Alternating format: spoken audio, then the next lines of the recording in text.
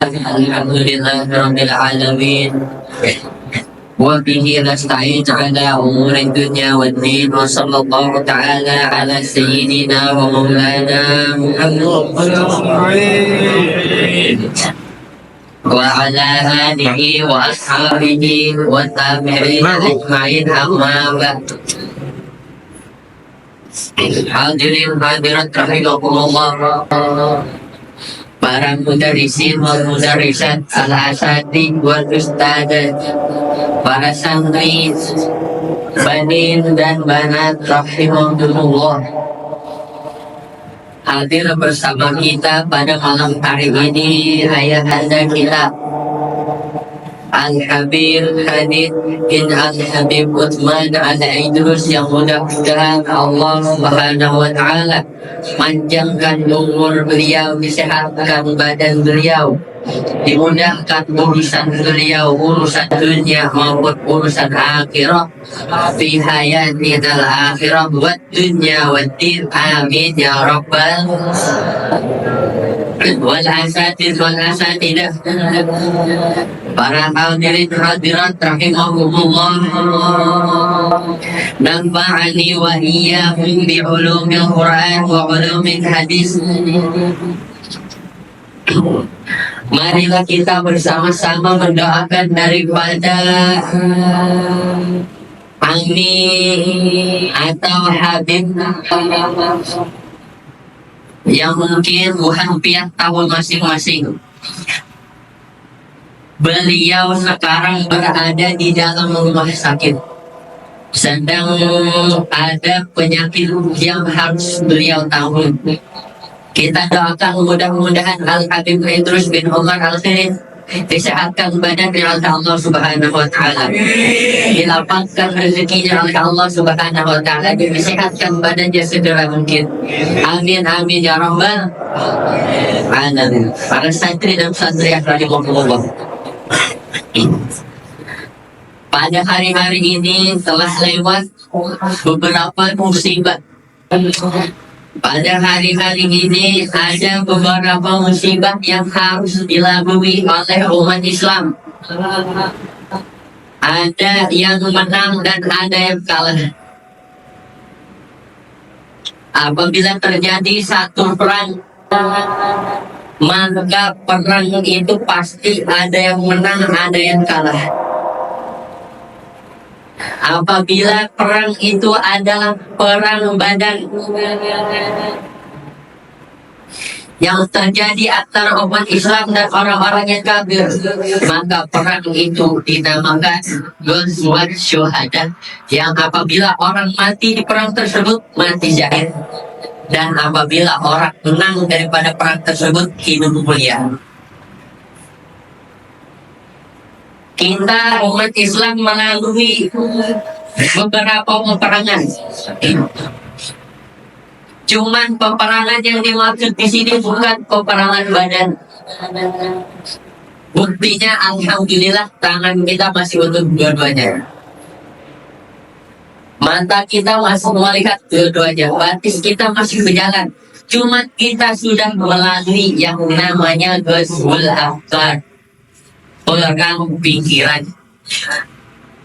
Apa itu perang pikiran? Orang yang perang pikiran kalau kalah maka akan dihina. Orang yang menang pikirannya tetap akan dicaci. Itu baliknya perang itu sekarang. Contohnya apa perang pikiran?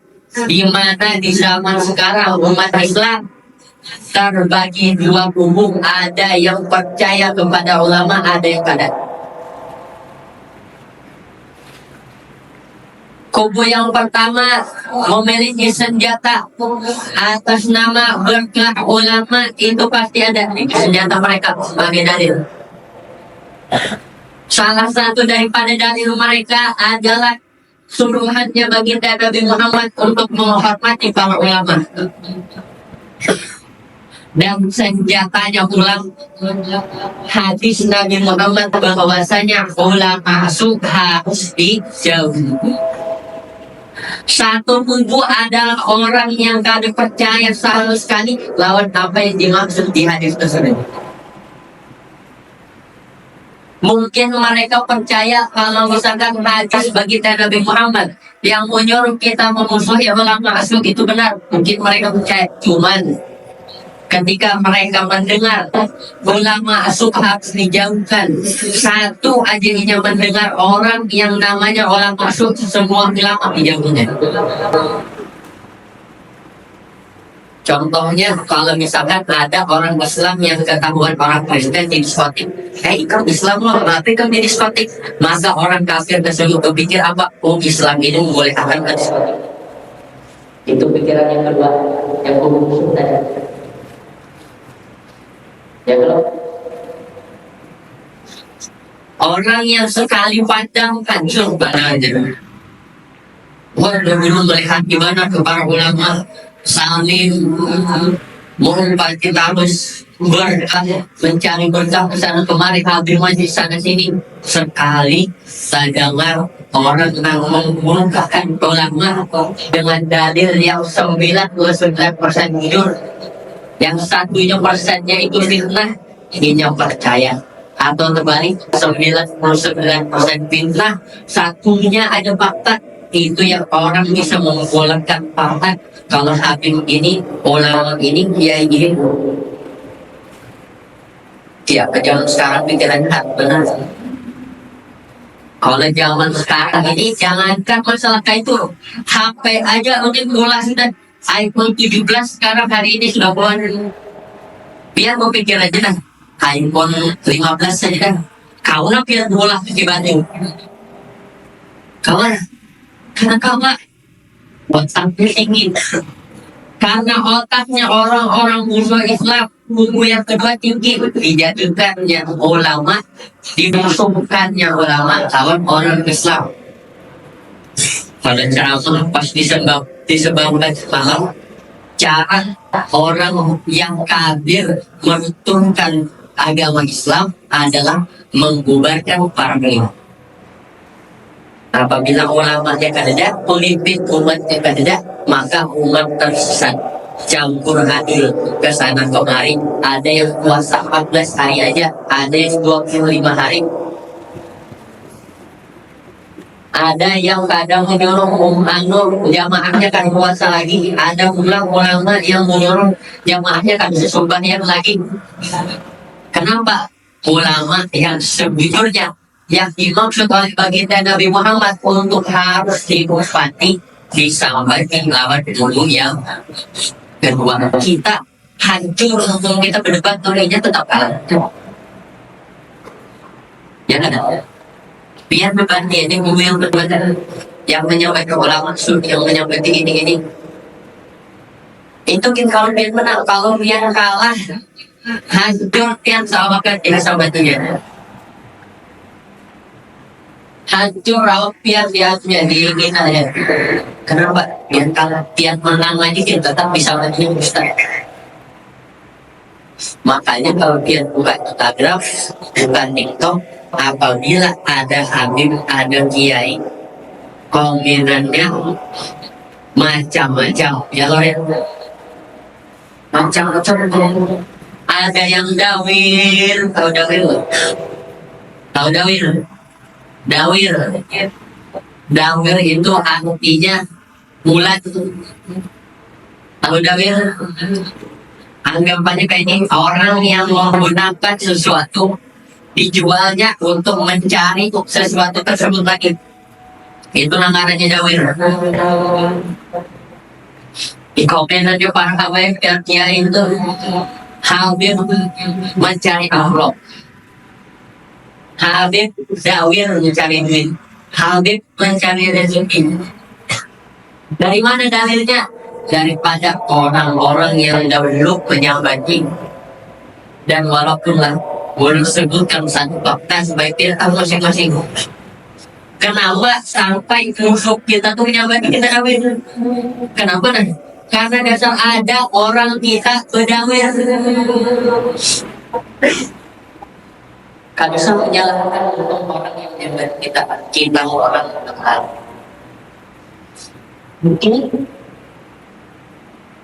Kalau misalkan dia janganlah berniat untuk dapat beberapa dari yang lalu aku mau duit apa itu haram kalau dimakan. Jangan pindah apa itu haram, jangan. Kenapa orang di sebelah itu namanya menjambati kita banyak? Rupanya disabati lawannya itu selain 99% kita 50% kita. Makanya pada pikiran punya pencerahan dari segambar al-emosi tersebut itu lari menang dalam kalah apalagi. Makanya zaman sekarang ini intinya aja paling zaman itu sudah menjaga pikiran dengan apa? Khusnudon bi'ibadillah khusnudon billah. Kata Nabi Muhammad, dua hal yang paling tinggi daripada seluruh ibadah. Khusnudon kepada hambanya Allah dan khusnudon kepada Allah Subhanahu wa Ta'ala. Yang pertama tadi khusnudon bi'ibadillah. Siapapun yang mengatakan la ilaha illallah Muhammad Rasulullah kita khusnudon. Mau dia kafir, mau dia ulama nafsu, mau dia berzina, mau dia macam-macam, tetap kita khusnudon kepada Allah, mengirakan kebaikan kita. Itu aja kunci keselamatan kita sekarang. Kalau zaman sekarang mencari berkah itu sudah dipersalahkan arti mencari berkah itu. Biar hadir haul sana sini dengan tujuan mencari berkah, alhamdulillah niatnya jujur, biar sebarkan, biar beritahu orang lalu ini kau bikin dalam YouTube, biar mencari berkah. Pasti ada pertanyaan yang sangat muncul, barakah itu apa? Apa barakah itu? Yang dimaksud barakah caibul ilahi bisyai, hadiahnya Allah di sesuatu. Apa sesuatunya terserah, itu namanya berkah. Kalau yang disalahkan makna berkah itu, berkah itu artinya ada dua, satu lekas, satu syaibul ilahi, hadiah Tuhan, hadiahnya Allah Subhanahu wa Ta'ala. Orang yang dikumpul kedua tadi itu masih mengira kalau berkah itu ada arti yang pertama, bekas. Padahal mungkin bekas berkah itu hadiah. Makanya diartikan oleh zaman sekarang, bahkan umat Islam sendiri mengartikan kalau berkah itu mencium batis. Nah, cium batis mana? Basuh batis itu artinya kalau dia mengenal terwalir, diciumnya batis itu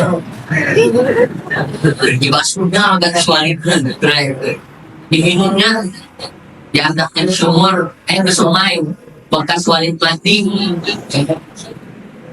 supaya dapat berkah walid. Berkah lain itu dia nggak betul. Iya, kalau walidnya bujuran berkah, kalau walidnya langka itu walidnya Dewi. Pas benar itu sungai itu dan dimaksud berkah toh. Sedangkan berkah itu pertama dua, yang mana arti yang pertama itu arti yang arti itu apa yang hak syaibul ilahi bisa tapi harus tahu ini yakni senjata itu lebih berbanyak. Berkah itu hadiahnya Allah. Benar, lain tugas. Hadiahnya Allah disesuaikan waktu yang kau dicapai atau yang pada maknawi atau majadi, maknawi atau dohir atau batin. Yang dohir berkah yang dohir contoh apabila dia mendapat waktu dia sembahyang untuk berkah dohir kelihatan berkahnya. Nah berkah yang batin itu adalah berkah daripada ikhlasnya dia, satunya daripada Kalau kita punya anak kayak bisa anak masing-masing kayak anak di bawah 25 tahun, pian mintakan baju wadah keburuan, wadah kiai, wadah habib, wadah bulan mintakan bajunya, silakan dalam niat mencari baju dan berkah depan wali. Oh, boleh, kadang haram, kadang makruh untuk boleh dengan niat dia mencari berkah bahkan sampai sunnah boleh silakan. Cuman kalau anak pian kayak itu aja berkah yang harus dicari yang diajak pada Allah lain daripada ulama ada di awak pian. Anak pian umur 5 tahun nakalnya orang dibilang dari misal hanya menimpa seorang penyebaran tahu dibilang dari 5 tahun dalam menimpa seorang dimintakan baju habis, dimintakan baju kiai kan mampu banyaknya. Nah, lain salah pengalaman dia membacakan salah rupiah kalau ada banyak orang. Ingat, baca di dadanya alam nasyurah sekali. Di dahinya inna anjalna fi lailatil baca itu. Kalau kau setiap pagi di bahinya bangun dulu itu menang berkah. Nah, berarti kan ada kan pembuatannya. Intinya apa? Berkah itu banyak. Cuman pada orang itu ditulis oleh Allah berkahnya nilai-nilai berkah. Ada yang berkahnya di ulama bulan, ada yang berkahnya di hadis bulan, ada yang berkahnya di jam bulan, ada juga orang yang berkahnya di diri sendiri yang harus ia keluarkan supaya dapat hasil berkah itu. Beb ulun mencoba membaca anak ulun seorang bukannya kabul. Nah, ini berkahnya ini seorang ada di kiai, ada di habib. Bukannya orang mempromisikan ada membela habib langsung disuruh atau dimintai. Karena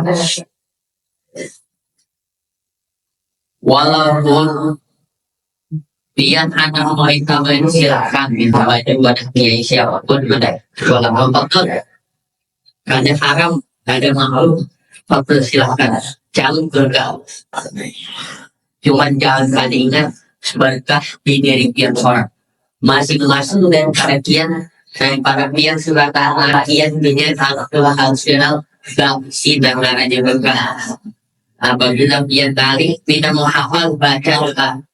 Apabila pian alim murid baca doa, apabila pian alim tanya baca doa, apabila pian kesulitan baca doa, jangan minta orang membacakan doa.